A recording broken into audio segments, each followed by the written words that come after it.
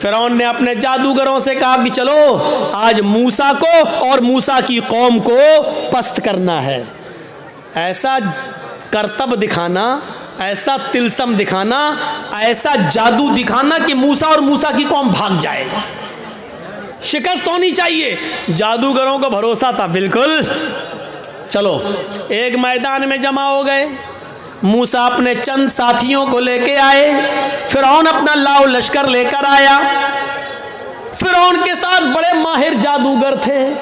ये वाकया सुना होगा लेकिन आज मुझसे सुनो। फिरौन के साथ बड़े माहिर जादूगर थे। तय होता कि चलो अपना अपना कर्तव्य दिखलाओ।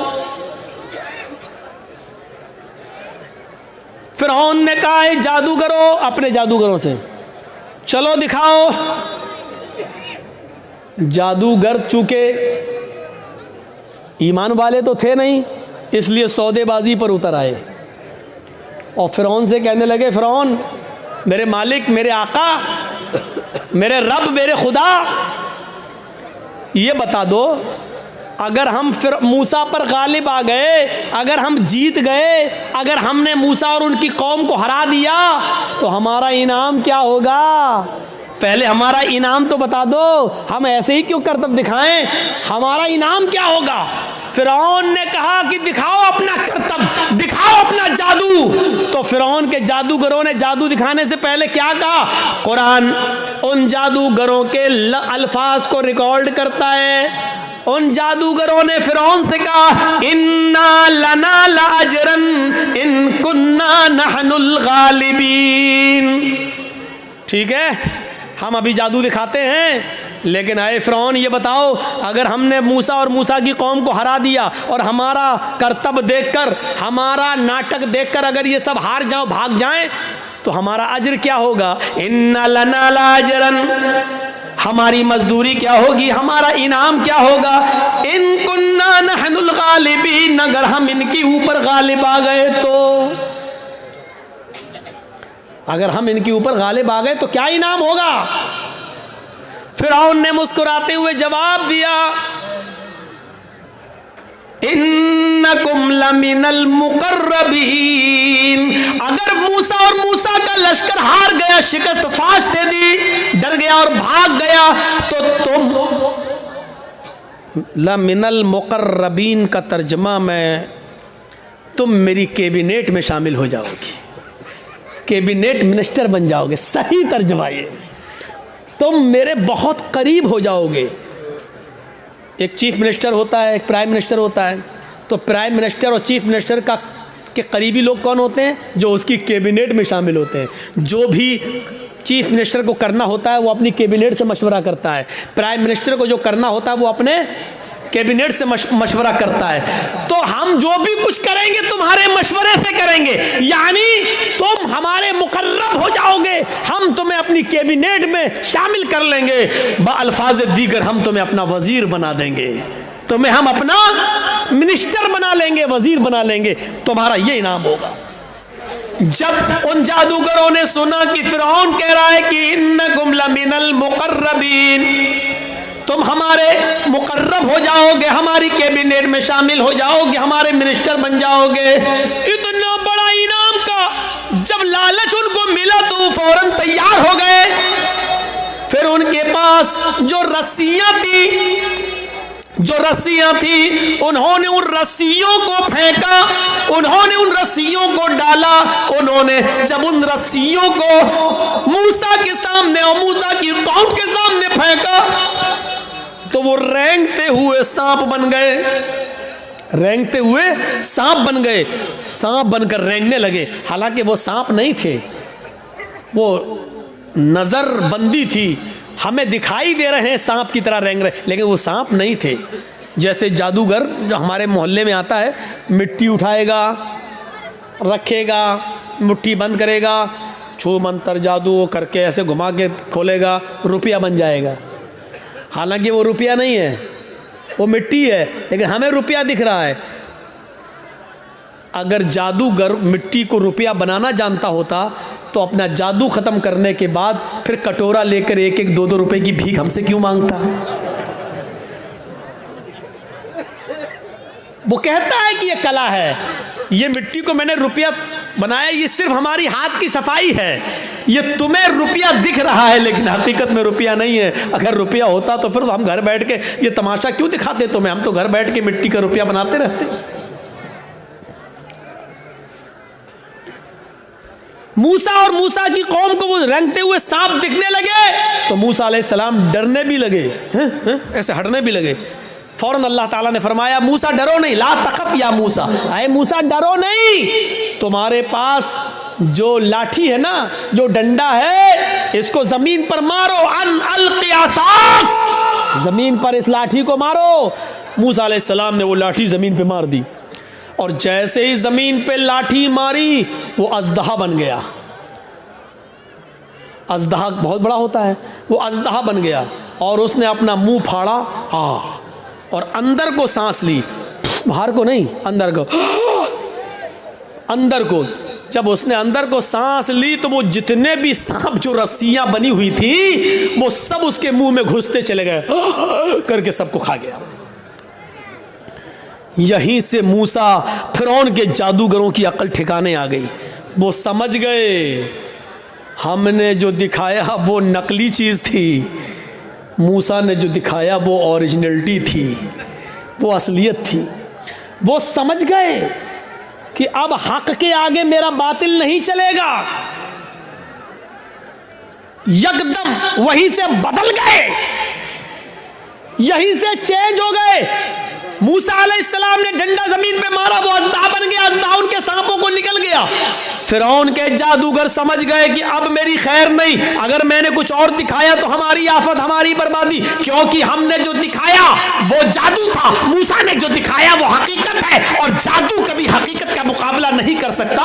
फौरन वहीं के वहीं वो सारे जादूगर पलटे और चीख पड़े, आमन्ना बिर्रब्बे मूसा व हारून, हम मूसा और हारून के रब के ऊपर ईमान ले आए। चीखते हुए उन्होंने कहा अब हमने फिरौन को छोड़ दिया, मैं मूसा और हारून के रब पर ईमान ले आया। उन्होंने ये नहीं कहा कि मैं अल्लाह पर ईमान लाया, जादूगरों ने क्या कहा, बिरब्बे मूसा व हारून, हारून और मूसा के रब पर ईमान लाया। अगर वो ये कहते हैं कि मैं तो अल्लाह पर ईमान लाया तो लोगों का अल्लाह और लोगों का खुदा तो वही बना हुआ था फिरौन, इसलिए मूसा और हारून का रब नहीं था। मूसा और हारून अलैहिस्सलाम ने कभी फिरौन को अपना रब नहीं माना, मूसा और हारून ने अपना रब अल्लाह को माना था। इसलिए क्या कहा, आमन्ना बिरब्बे मूसा व हारून, मैं हारून और मूसा के रब पर ईमान ले आया, यानी मैं अल्लाह पर ईमान लाया। फिरौन तो शजदर रह गया, लाया था मूसा और उनको हराने के लिए और ये तो हम ही हार गए। ये सारे जादूगर पलट गए, ये सारे जादूगर उधर चले गए। अभी देखिए, जब तक जादू दिखा रहे थे तब तक वो काफिर थे, लेकिन जब मूसा ने अपना हुनर दिखलाया, मौजिज़ा दिखलाया तो वो ईमान ले आए। अब ईमान लाने के बाद ताकत देखिए उनके अंदर वही मौजूद है, अभी हटे नहीं, अभी अपने घर नहीं गए। अब जब ईमान ले आए, जब कह दिया आमन्ना बिरब्बि मूसा व हारून, जब कह दिया कि हारून और मूसा के रब पर ईमान लाए, तब उनके ईमान लाने के बाद उनके अंदर ताकत क्या आई वो दिखाना चाहता हूं। एक मोमिन के अंदर ईमान जब आ जाए तो उसकी ताकत क्या होती है वो चीज समझ लीजिए। जब वो ईमान लाए तो फिरौन ने कहा ये क्या किया तुमने, तो उन्होंने जवाब दिया कि अल्लाह की तरफ से हक आ जाने के बाद और अपनी आंखों से हक देखने के बाद भी मैं तुम्हारी गुलामी करूं और तुमको अपना रब मानूं, तो हमसे बड़ा बदनसीब कोई नहीं होगा, हमसे बड़ा फिर पागल कोई नहीं होगा। हमने आज अपनी आंखों से हक देख लिया और सच्चाई देख ली और मूसा का मौजिज़ा देख लिया है। मूसा ने जो दिखाया वो अल्लाह की तरफ से है, इसलिए अब हक आ जाने के बाद हम तुम्हारी गुलामी नहीं कर सकते, हम तुम्हें तरजीह नहीं दे सकते। फिरौन ने कहा तब जानते हो तुम्हारा अंजाम क्या होगा, जानते हो तुम्हारा अंजाम क्या होगा। उन्होंने कहा ए फिरौन, फिर हमारे अंजाम को भी बता दो कि क्या अंजाम होगा हमारा।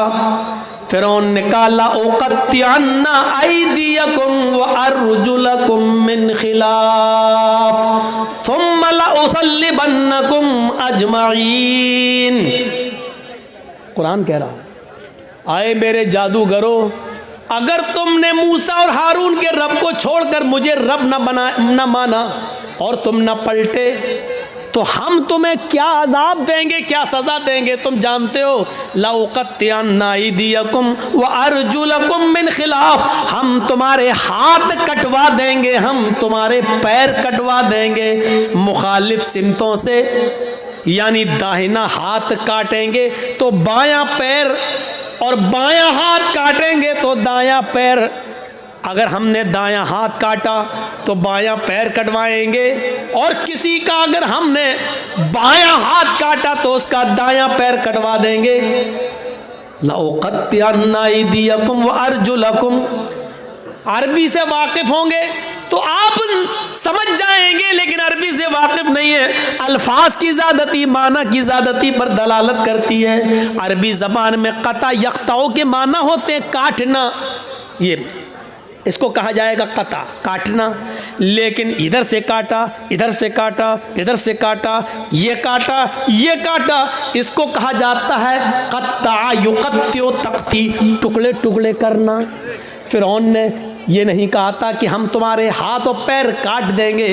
फ़िरौन ने कहा लउक़त्तिअन्ना अयदियकुम व अर्जुलकुम, हम तुम्हारे हाथ के टुकड़े टुकड़े करवा देंगे, हम तुम्हारे पैर के टुकड़े टुकड़े करवा देंगे।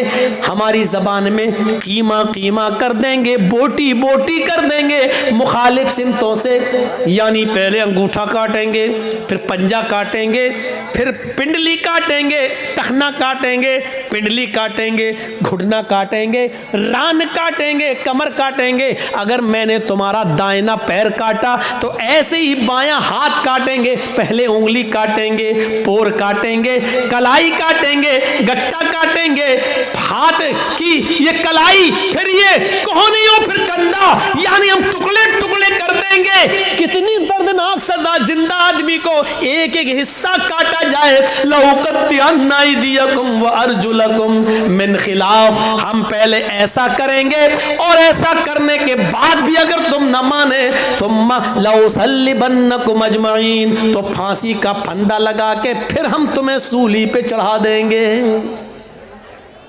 अब दो चीजें समझ लो, इतनी बड़ी सजा सुनने के बाद इनका जवाब क्या था। जब काफिर थे, ईमान नहीं लाए थे, फ़िरौन के साथ आए थे, तब इनकी डिमांड क्या थी? तब इनकी डिमांड क्या थी? इन्ना लना लअजरन, अगर हमने अपना जादू दिखाया और मूसा को हरा दिया तो आप हमें इनाम क्या देंगे? अभी इनाम मांग रहे थे, सोना चांदी दौलत मांग रहे थे, लेकिन ईमान लाने के बाद जब इतनी बड़ी सज़ा सुनी तो उसके बाद उनका जवाब क्या था? यह है ईमान की ताकत। उनका जवाब ये था, फ़क़ज़ी मा अंत क़ाज़िन, फ़क़ज़ी मा अंत क़ाज़िन इन्नमा तक़ज़ी हाज़िहिल हयात दुनिया। आए फ़िरौन, तुझे जो करना हो कर। फ़क़ज़ी मा अंत क़ाज़िन, आए फ़िरौन तुझे जो करना हो कर, मेरे साथ, मेरी बॉडी के साथ, मेरे जिस्म के साथ, मेरे पैरों के साथ, मेरे हाथ के साथ, मेरे जिस्म के साथ, जो कुछ भी तू कर सकता है कर ले। इन्नमा तक़ज़ी हाज़िल हयात दुनिया, तू सिर्फ मुझे दुनिया में सज़ा दे सकता है, सिर्फ दुनिया में मुझे परेशान कर सकता है, सिर्फ दुनिया में तू मेरे ऊपर हुकूमत चला सकता है, सिर्फ दुनिया में तू मुझे सजा दे सकता है, आखिरत में तू हमें सजा नहीं दे सकता है, आखिरत का तू हमारे मालिक नहीं है। जो अभी इनाम मांग रहे थे, ईमान लाने के बाद वो कह रहे हैं जो करना हो कर ले, लेकिन अब हम मूसा और हारून के रब को छोड़ने वाले नहीं हैं। ये है ईमान, ये है ईमान। यहाँ तो हमारा ईमान का बड़ा हाल है, अगर दो चार आदमी हमें पकड़ के बांध दो कर जय श्री राम, तो हम कह भी देंगे अपनी जान बचाने के लिए जय श्री राम। वो एक अलग मसला है कि ऐसे मौके पर नारा लगाना चाहिए या कोई मजबूर करे तो जय श्री राम कह सकते हैं कि नहीं कह सकते, वो एक अलग मसला है। उस मसले में जाएंगे तो रात बीतेगी, क्योंकि फिर दलीलें देना पड़ेंगी और सबूत देना पड़ेंगे। उस तरफ अभी हम नहीं जाना चाहते हैं मेरे भाइयों, ये एक अलग मसला है। लेकिन ज़रा सोचो कि आज हमारा ईमान क्या है और उनका ईमान क्या था। जो अभी इनाम मांग रहे थे वो अब कह रहे हैं कि सजा भी दे दो, लेकिन हम अब ईमान से फिरने वाले नहीं है। ये होता है ईमान। ये होता ईमान। अरे हम ईमान के लिए और इस्लाम के लिए अपनी जान की कुर्बानियां क्या देंगे? हम तो अपने मुआशरे में और अपनी समाज में फैली हुई बुरी बिदअतों को भी छोड़ने के लिए तैयार नहीं हैं।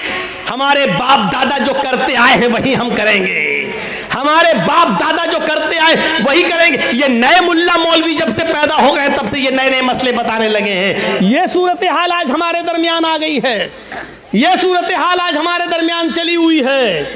कोई चीज हमारी मस्जिद में आज हो रही है, बंद हो जाती है, फिर दोबारा चालू हो जाती है। हम अपने बाप दादा की राइज करदा बिदअतों को हम खत्म नहीं कर पा रहे हैं। ईमान और इस्लाम के लिए हम अपनी जान क्या कुर्बान करेंगे? हम क्या छोड़ेंगे? हजरत हाजरा की तरह अपने शौहर को कौन औरत छोड़ने के लिए तैयार होगी? और कौन आदमी ऐसा होगा जो अपने बच्चे को इस्माइल की तरह छोड़कर चला जाए और फिर पलट कर भी ना देखे? हम भी जाते हैं तो एक उम्मीद होती है कि चलो बीवी सऊदीया जा रहे हैं, इस बच्चे ही के लिए तो जा रहे हैं, तुम्हारे लिए तो जा रहे हैं, लेकिन 1 साल के बाद आ जाएंगे, 2 साल के बाद आ जाएंगे। लेकिन वो भी घर में सारा इंतजाम करने के बाद आप जाते हैं और सऊदी जाने के बाद पैसे वगैरह भेजते रहते हैं। यहाँ तो कुछ नहीं है, अंधेरी रात में क्या होगा, सत्तू और पानी के अलावा कुछ नहीं है। वो भी 2 दिन के लिए बाद क्या होगा, मेरी बीवी क्या करेगी, मेरा बच्चा क्या करेगा? जरा तसव्वुर कीजिए इस पोजीशन में अपनी बीवी और बच्चे को छोड़ना। हम तो अपनी बिदअतों को कुर्बान नहीं कर पा रहे हैं, नहीं छोड़ पा रहे हैं। हमारे बाप दादा जो करते चले आ रहे हैं वो हम करते रहेंगे। वही बात लौट फिर के आती रहती है कि मौलाना साहब क्या किया जाए? मस्जिद में फर्ज नमाज के बाद इमाम के साथ दुआ मांगना कैसा है? कब्रिस्तान में दुआ करना कैसा है? किसी आदमी के मर जाने के बाद किसी मौलाना के साथ उसके घर पे जाकर भोज खाने के बाद दुआ करना उसकी मग़फ़िरत की, ये कैसा है? वही पुराने घिसे पिटे सवाल जो हम 15-20 साल से इन इलाकों में आके बोलते जा रहे हैं, वही सवाल, और आज तक हम उनको ख़त्म करने के लिए तैयार नहीं होते हैं। ये हमारी बेशर्मी का हाल है, ये हमारी बेशर्मी का हाल है। मेरे भाइयों, आज फिर एक बात को जहन में बिठा लो, दुआ करना गलत नहीं है। एक बात फिर जहन में रख लो, दुआ एक इबादत है और इबादत वैसे की जाएगी जैसे जनाब मोहम्मद रसूलुल्लाह ने बताई है। इबादत मोहल्ले के सरदार के तरीके पर नहीं की जाएगी, इबादत मौलवी जर्जीज के तरीके पर नहीं की जाएगी, इबादत मस्जिद के इमाम के तरीके पर नहीं की जाएगी। मस्जिद का इमाम कुरान और हदीस बता सकता है, लेकिन मौलवी के तरीके पर इबादत नहीं की जाएगी। इस बात को आप हमेशा जहन में रखिए। दुआ मुख्खुल इबादा, दुआ इबादत का मग़ज़ है। दुआ के लिए आपको कोई मना नहीं करता है। दुआ जहाँ अल्लाह के रसूल ने हाथ उठाकर की है आप करिए, कोई मना नहीं करता है। दुआ जहाँ हाथ उठाकर नहीं की है वहाँ आप हाथ उठाकर करेंगे तो वहाँ हम मना करेंगे, इसलिए कि हाथ उठाना साबित नहीं है। मसलन लैट्रीन में जाने की दुआ है, अब आप लैट्रीन में घुस के पढ़िए हाथ उठा के, अल्लाहुम्मा इन्नी अऊज़ु बिका मिनल खुब्स वल खबाइस। अब बैठिए, बैठिए, दुआ है, क्यों हाथ नहीं उठाया? मैं पूछना चाहता हूं लोगों से जो मस्जिद में मजबूर करते हैं इमाम को कि हाथ उठाओ और पब्लिक से कहते हैं हाथ उठाकर दुआ करो। अगर दुआ के लिए हाथ उठाना है तो लैट्रीन में जाने की दुआ है, बताओ क्यों नहीं हाथ उठाते हो? सब लैट्रीन में क्यों? अरे जब लैट्रीन में दुआ पढ़ सकते हो तो हाथ क्यों नहीं उठा सकते हो? जब लैट्रीन में अल्लाह का नाम ले सकते हो, अल्लाहुम्मा इन्नी अऊज़ु बिका, तो हाथ उठाने में क्या हर्ज है? क्यों नहीं उठाते हो? अब हमारी अक्ल कह रही है गंदी जगह पर हाथ कैसे उठाएं? अभी अक्ल ही तो कह रही है ना। तो मैं कह रहा हूँ गंदी जगह पर फिर अल्लाह का नाम क्यों ले रहे हो? नहीं साहब, वो तो अल्लाह के नबी ने बताया है, तो अल्लाह के नबी ने बताया तो यहाँ अल्लाह के नबी ने हाथ नहीं उठाया तो हम हाथ नहीं उठाएंगे। अच्छा, खाना खाओ, क्या दुआ है? बिस्मिल्लाह या बिस्मिल्लाहि व अला बरकतिल्लाह, ये दुआ है खाना खाने की। अब आप खाना बैठो, जर्जी साहब खाना लग गया, बिस्मिल्लाह, अब हम खाएं। या बिस्मिल्लाहि व अला बरकतिल्लाह। अब हम बोलिए, चलो ये तो लैट्रीन नहीं है, ये तो घर है। यहां पर हाथ उठाकर अगर कोई आदमी दुआ करे बिस्मिल्लाह या बिस्मिल्लाह व अला बरकतिल्लाह, तब खाना खाए, कैसा लगेगा आपको? क्यों नहीं उठाते हो? ये भी तो दुआ ही है। साहब अल्लाह के नबी ने नहीं उठाए इसलिए हमने उठाए। आ गई ना बात वही, जहां नबी ने उठाया वहां उठाओ। हम भी तो यही कह रहे हैं, जहां नबी ने नहीं उठाया वहां मत उठाओ। हम भी तो आपसे यही कह रहे हैं। अच्छा, वुजू बनाया, क्या दुआ पढ़ते हो? बिस्मिल्लाह। वुजू के बाद क्या दुआ पढ़ते हो? अशहदु अल्ला इलाहा इल्लल्लाह व अशहदु अन्ना मुहम्मदन अब्दुहु व रसूलुहु अल्लाहुम्मा जअलनी मिनत तव्वाबीन व जअलनी मिनल मुतत्तहिरीन। यही दुआ तो पढ़ते हो। अच्छा, वुजू बनाने के बाद किसी को देखा, पैर धुलने के बाद आया हो, किबले की तरफ मुँह करके अशहदु अल्ला इलाहा इल्लल्लाह वहदहु ला शरीका लहु व अशहदु अन्ना मुहम्मदन अब्दुहु व रसूलुहु अल्लाहुम्मा जअलनी मिनत तव्वाबीन व जअलनी मिनल मुतत्तहिरीन। मैं पूछना चाहता हूँ, क्यों नहीं पढ़ते, हाथ उठाते हो? यहाँ वुजू के बाद की दुआ है, हाथ उठाना साबित नहीं है।